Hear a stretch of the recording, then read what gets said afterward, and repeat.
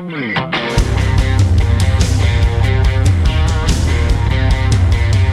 to ContenderCast, a global leadership and consumer industries entrepreneurship podcast centered on shining a light on bright ideas. And now, here's your host, Justin Hahnemann. Thanks for listening, thanks for tuning in, thanks for downloading. It's Justin Hahnemann on the ContenderCast for shining a light on bright ideas.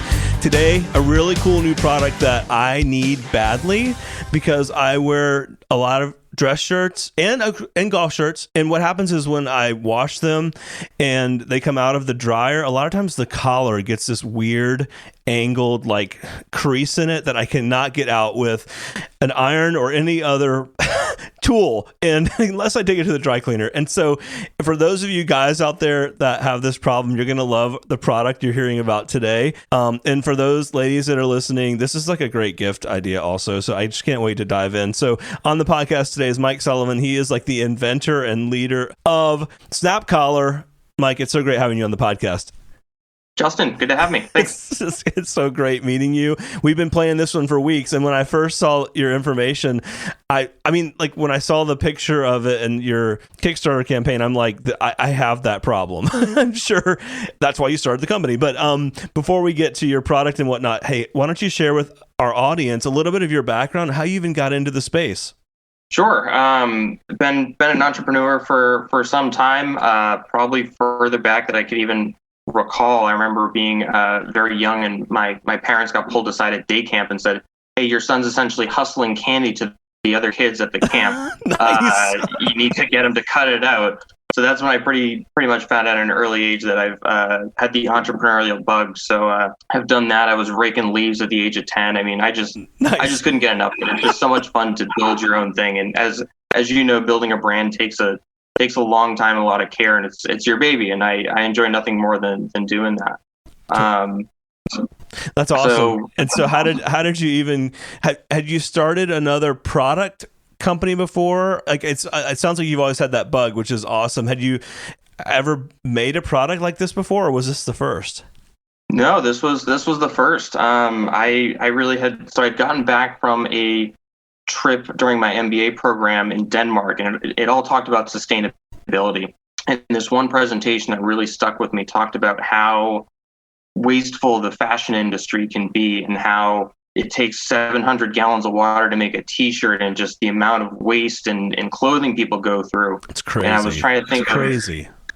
Yeah. And how do we try to find little ways to cut down on that problem? And no sooner had I got back from the trip and I had a bunch of my shirts, and like you, I was trying to figure out how to iron it or dry clean it or what. And I just thought there's got to be something out there, and there wasn't. I was really surprised. So we started iterating, and eventually we kind of got to a minimum viable product, and kind of hit the gas from there. Did you have partners in this when you got started, or like how did you go from I've got this problem with collars that aren't staying and not staying well formed to I'm actually gonna make something? I actually pretty much turned one of my close friends and roommates into a partner. So now Nice. we're co-founders. He's since become a groomsman, but Nice. Yeah, essentially I turned to him one day and he's like, I'm really looking to do something else. Enjoys the 9-to-5, but he also was kind of hungry for other opportunities, personal growth, just ways to kind of expand what he does. And I kind of said, look, I got this string I want to pull. So I pitched the idea to him, and he sort of said, yeah, let me go look and see what's out there. And just came back 2 days later, and I'll never forget. And he just goes, I'm in. And that was it. So we just started from there. That's really cool. So Snap Collar, a new fix for messy shirt collars. Talk about the product and how it works. Yeah, so it's a clothing accessory product you apply to a polo or casual shirt when you're not wearing it. So essentially you put it over the shirt's collar, clamp it in with 3 easy arms, stow it away. You can either hang it up or fold it in a drawer, let it sit for about 24 hours. You take it off, your collar is fresh again. And the collar is just such an important part of the shirt that a lot of people tend to overlook because it frames your face. It's the first thing that people see. It leaves a lasting impression that, generally a lot of people don't think to put the time into. And it's not until you go to grab it in the morning and you're already halfway to work and you realize, oh, okay, this is this is what I'm wearing, I guess. So true. Talk about the initial model. How did you come up with that? Like the actual design of the product?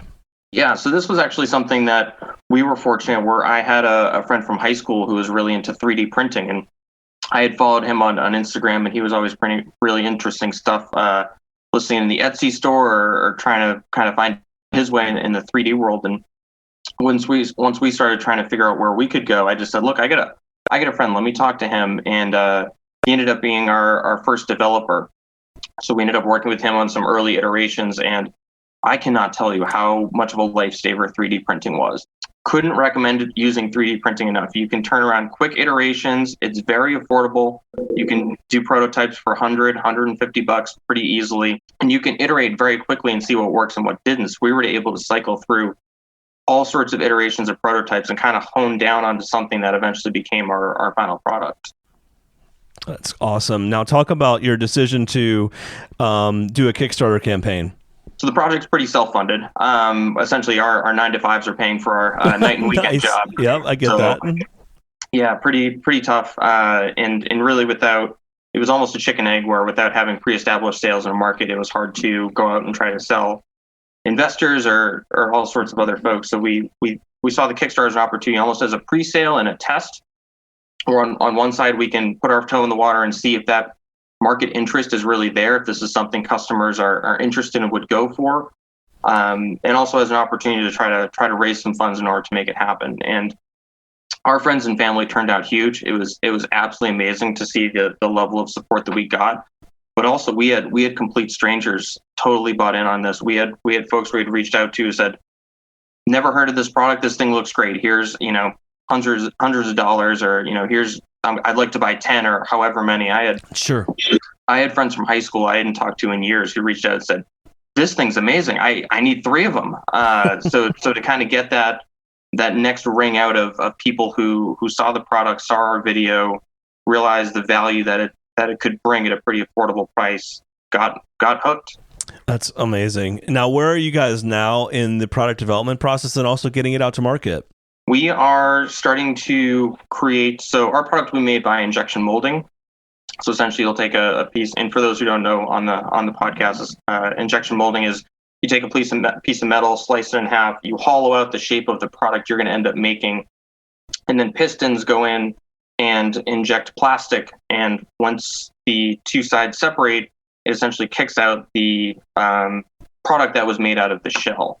We'll be using injection molding to make our product. We're in the final development stages now, so just making a couple tweaks, getting it ready for that molding process. And then after that, we will make the actual tool, and then from there, we'll be able to do all sorts of runs. So that's a great form of production because you can get huge turns. Yes, that's right. At a very affordable price. So we're pretty far down the road. I think probably in the next week or two, we can get that started and make our, I think, May delivery date happen. Wow, that's pretty awesome. Now, so how did you figure out that manufacturing process? Did your colleague that knew the 3D printing process help you with that, or how did you sort that out? We ended up, he helped us kind of get to a certain point, and then he said, really, you need to turn to someone who does the injection molding professionally. So we had gone through a couple people, and we finally found a vendor in Richmond, Virginia. So it was close enough to us. We're located out here in the nation's capital, DC. So we made the drive down to go see the folks there at the name of the company, Spark. So we saw them and were able to meet in person, and we knew immediately they were our guys. As soon as we walked in, they had so much excitement. They had a whiteboard going. They were drawing ideas on how to make this work. So really trusting those vendors was a bridge for us, but I think that in-person meeting really helped, and Sure. Their excitement really rubbed off on us, and we knew they would be a great fit for what we're doing. And we've stuck with them for about a year or two since. Got it. Wow, that's awesome. So what's next? As you're looking at this upcoming year, obviously you got to get product ready to market. Have you figured out your sales channels yet? Are you going to be going e-commerce or website or Amazon? Like, what does that look like as you guys are thinking about getting it out to market? We're going to shoot for e-commerce to start. We think this is it's direct-to-consumer product, obviously, so this is something we can market right to individuals. It's very shippable. It's not fragile at all, totally. So that's something we can easily handle ourselves.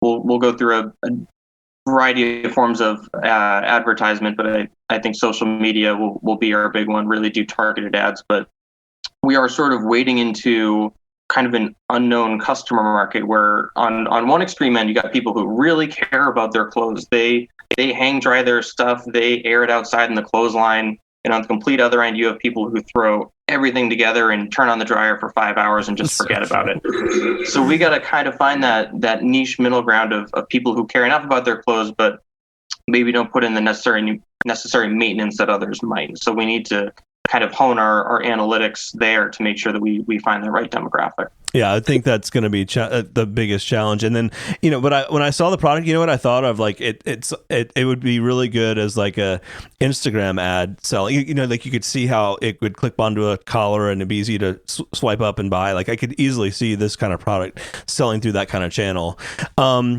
You're early on in the stage of building this business, but I'm sure you've had some interesting lessons learned. What would be 2 or 3 you'd share with our audience? Yeah, I'd say, and this is something I had kind of picked up from previous entrepreneurial experiences, but don't be afraid to ask people. Really, if you cold call people, if you send people emails, there are people out there who are willing to help you. We were really fortunate that when we were going to look for a patent, we had been referred to a bunch of law schools who were out there, and students did IP legal work to essentially get practice working with clients. So that was one that essentially emailed a number of different law schools, and eventually one got back to us right here in DC, Howard University, and they were able to help us guide us through the process on getting and securing a patent and getting a trademark, something we never would have been able to pay for out of our own pocket. So huge shout out to those guys, but it's really making those cold calls, making those emails, and just hustling it until you get what you need. Wow, that's awesome. So for our audience that's interested in checking out your product, learning more, like where should they go today? I'd say check out our social media pages are the first 2. So we're on Instagram, we're on Twitter, we're on Facebook. We're hoping to get stood up on Amazon soon. So if you go into Amazon and type in Snap Collar, that'll be us. We'll be the only result there. But I'd say for anyone interested in reaching out, please drop us a note. More than happy to talk to folks out there in part of the Justin world. That's awesome. Yeah, I think this is really cool. One thing I love about hosting this podcast is I get to meet different entrepreneurs at different stages of development of products. And so it's so fun to see where you guys are. And like in a year when I have you back on, I can't even wait. Like, you'll be in production, you'll be in store, or you'll be live e-commerce and whatnot. So I'm super excited about that. And I just really appreciate you coming on the show. Of course, happy to. Thanks for having me. Thanks, man. The Contender Cast is sponsored by Henderson Shapiro Peck and powered by Contender Brands. You can download additional Contender Cast episodes directly via Apple Podcasts, Google Podcasts, Amazon Music, Spotify, iHeartMedia, YouTube, and other preferred podcast platforms. If you would like to be a guest on the Contender Cast, connect with us at contendercast.com. This is Brian Benson reminding you that every winner started as a contender.